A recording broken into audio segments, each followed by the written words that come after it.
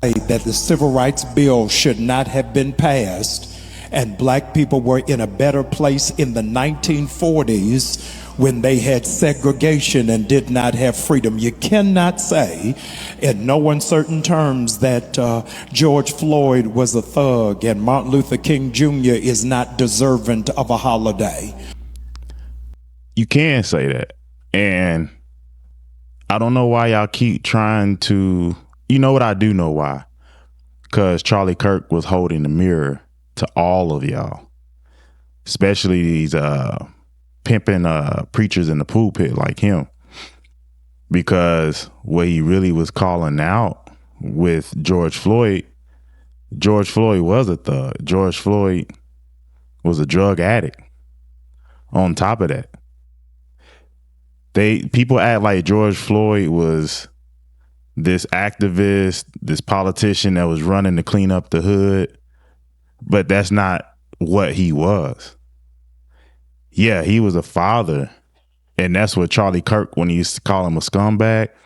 A lot of thugs, a lot of people that y'all think are evil or want to be put away have kids.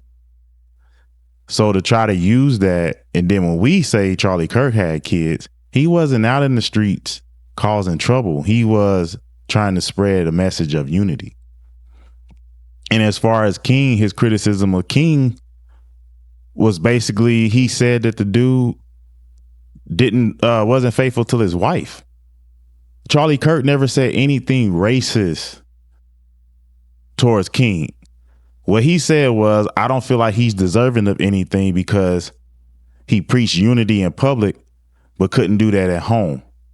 He was cheating on his wife. And a lot of people might say that sound minor, but it's not, because you could do all kind of stuff when you go outside the promise of what your vows to your wife. You can bring home diseases, other kids, all kind of stuff. Who's to say there aren't other kids? I don't know, back in the 50s or 60s or 70s that they was really using condoms like that. So that's the thing. Charlie Kirk has every right to have that critique. But see, that's the mirror that nobody wants to deal with.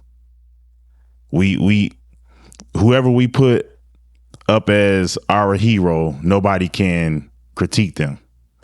And that should be the challenge from the black community. We should be putting people up who, when you battle test them, you can't say anything bad about them, or it's very minor. I'm sorry, infidelity is not minor. And I'm starting to see that even with dealing with people I know. If you can't be faithful to your wife, how can you be faithful to me in anything? Business, whatever. I really look at that now because I'm noticing it too. A lot of people who are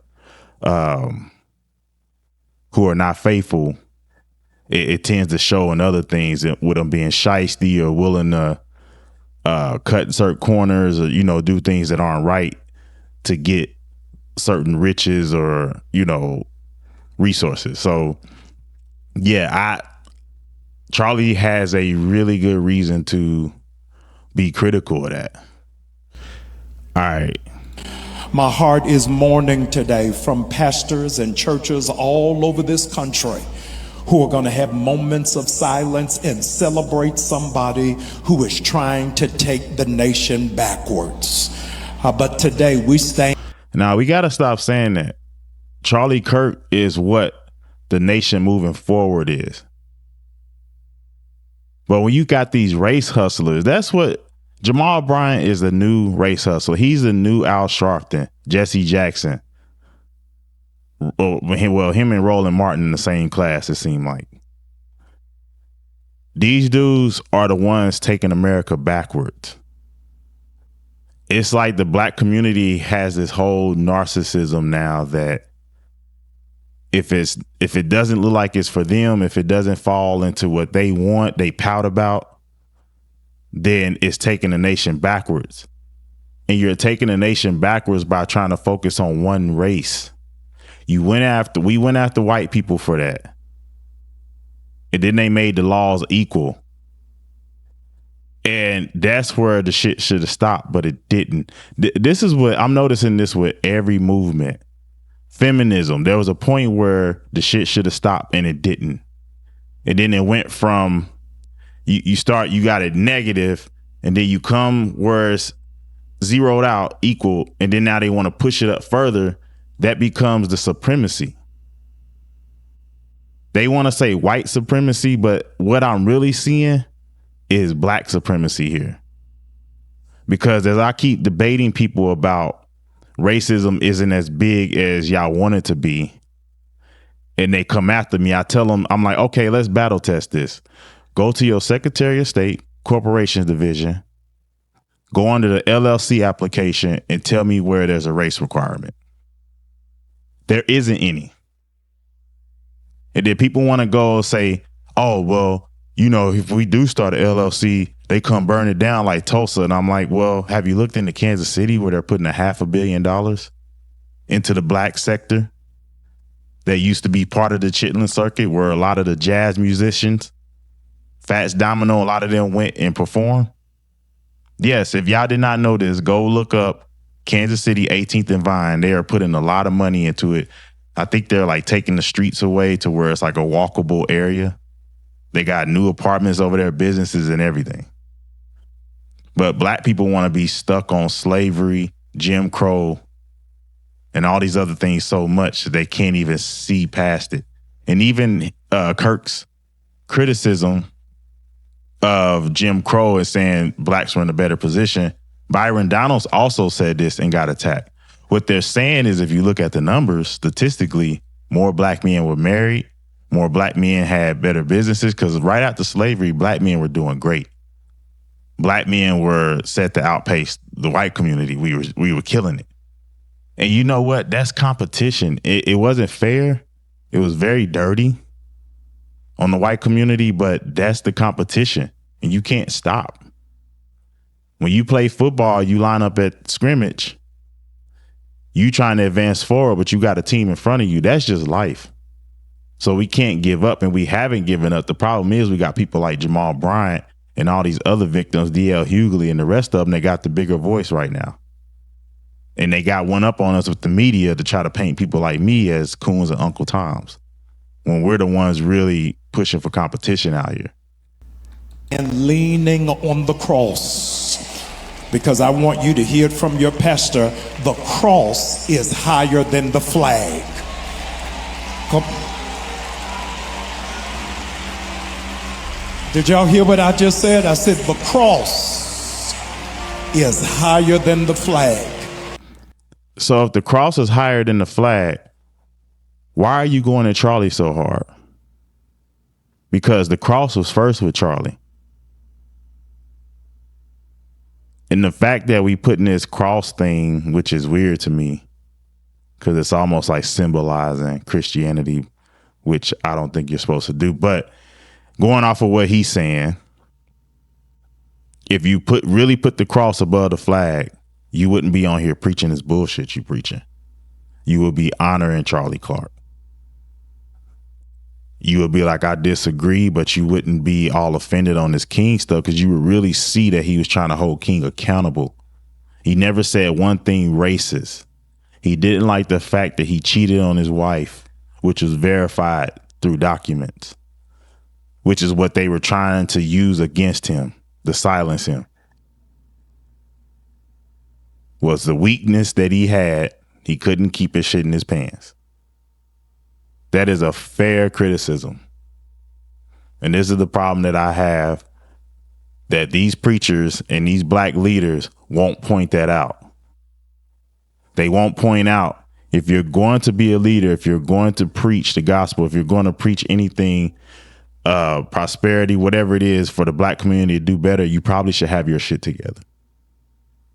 Me personally, I quit drinking, because I can't tell men to do better if I'm sitting over here holding on to a vice that I have a choice to leave alone. Something that was holding me back. I've gotten so much more work done since I quit drinking. And a big part of that was I realized I was being hypocritical. And before I get big and be out here talking to the people, I want to be as clean as possible. I want to be on the straight and narrow much as I can.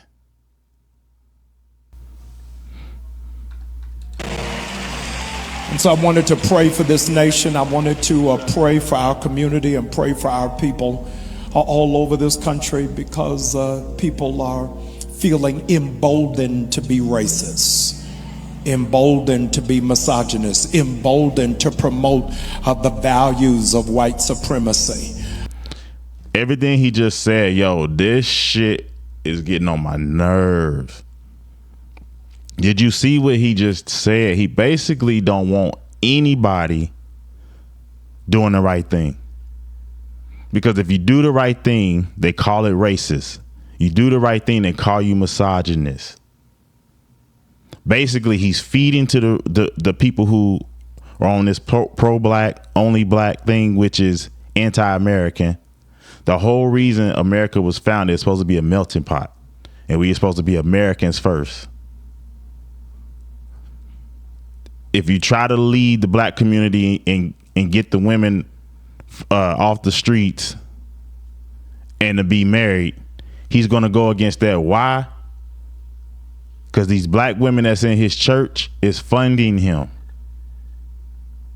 So he's sitting right here spreading division of the family. He don't want no other man to be in control of their household. He don't even want these women in that household, because guess what? A lot of men will look at him and be like, nah, we're not giving our ties to this dude. He's over here talking bullshit. So that's why he goes with the misogyny, because he can keep the women away from good leaders, good black men who are strong leaders. Because when you start to lead and control your situation, they want to call you misogynistic. There are so many simps out here who jump on this boat too. There are so many weak ass black men who jump on this boat. That's it for this video. But y'all gotta watch out for dudes like this, man. Like a lot of these preachers, man, I know a lot of these preachers, man. They go on that pulpit and they preach one thing, and then after, man, I've seen them doing all kind of stuff. Like, they don't live that life they preach. A lot of them don't. And then a lot of these preachers like him are tied up with politics and tied up with these politicians.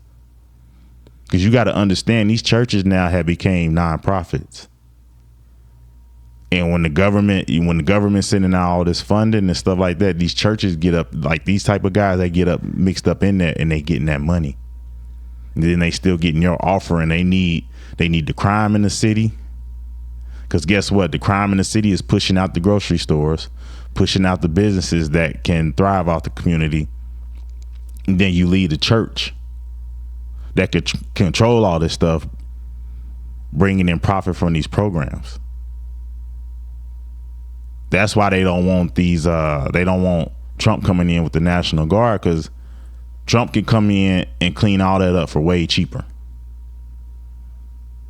The churches, they need this chaos. These politicians in the inner city, they need this chaos. So they're never going to come out and give dudes like Charlie Kirk credit who's preaching the right thing, because it goes against their cash cow. It goes against their money. Dude just gave away the whole play at the end of what he just said. All right, man, I hope this get through to somebody and y'all start to see this. Hey, subscribe, or at least like the damn video. All right, I'm out.